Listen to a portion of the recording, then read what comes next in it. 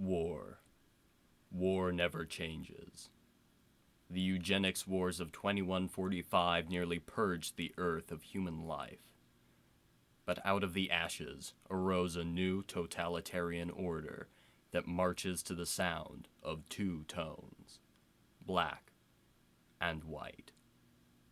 Two dictators, Mr. Black and Mr. White, have established a fascist city-state in what was once our world. The first law of this nation: there are no colors. The colorblind, or as society now calls them, the two-tones, subjugate the free-thinking beaux, men and women who can see color. As a publicity stunt, Mr. Black and Mr. White adopted and reformed a young beau. Or did they? Young Rufus revealed to his fathers his gift. In outrage, they casted him into the Color Codec Confinement Center, a pretty name for a gulag built to house the hopelessly colorful. 3 years later, on the other side of the city-state, a young boy named Robert returned home from a long day of work in the dirt mines, only to find his life flipped to the other side of the spectrum. This is his story.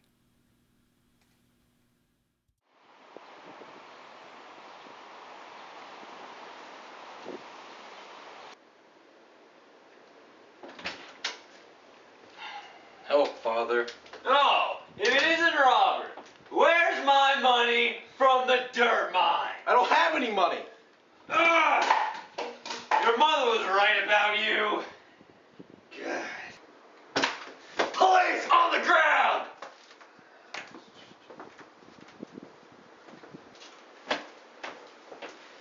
Good afternoon, two-tone number 2610. It's Robert, sir. Yes. We're here on behalf of Mr. Black and Mr. White for the local color inspection. Mm-hmm. And we'd like to know if you have any sort of contraband that's on the list. Well, what's considered contraband? Well, really anything of color, anything that goes against the state's idea, you know, red, green, orange, blue, you get the idea. Do you happen to own anything of this possession? Well, I own this balloon. Well, that settles that. Next question, we just need to confirm this. You are colorblind and two-toned, correct? Yes, sir, I am two-toned. Okay, if that's the case, then do you mind if we look around? So we bust in and find the evidence! Calm down, Gustav, we'll get there. Now, do you mind if we take a look around, Robert, if you will? Yeah, sure. Okay.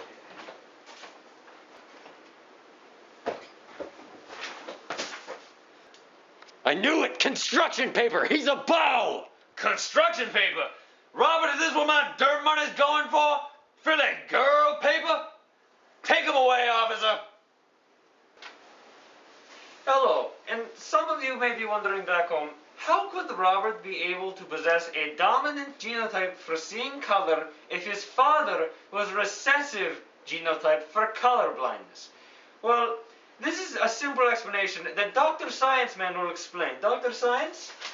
Well, you see here, color blindness or color vision deficiency is the inability or decreased ability to see color or perceive color differences. Robert possesses the sex-linked chromosome that determines whether or not he would possess colorless vision deficiency. In this case, his mother must have lacked the superior but recessive genes to ensure that he would be a perfectly well-adjusted member of society. Because of her genetic failure, we must take him to the Color Codec Confinement Center. But how is this possible? Both my parents are two-tones. Well, apparently not. Your father may be, but you have to remember that colorblindness is a recessive trait. If even one of your parents possessed an allele of the dominant trait, it would create a 50-50 chance to have a genetically inferior son. Now, we must take you away to where you belong. Come right here.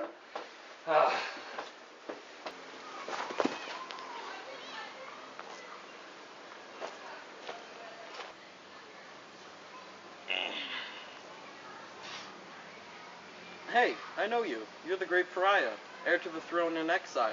All us beaux used to look up to you when they figured you out. I didn't know I had an audience. What's your name, young man? It's Rob. Well, Rob, I know you're new here, but let me tell you something. 3 years is a lot of time to think. It's a lot of time to start building.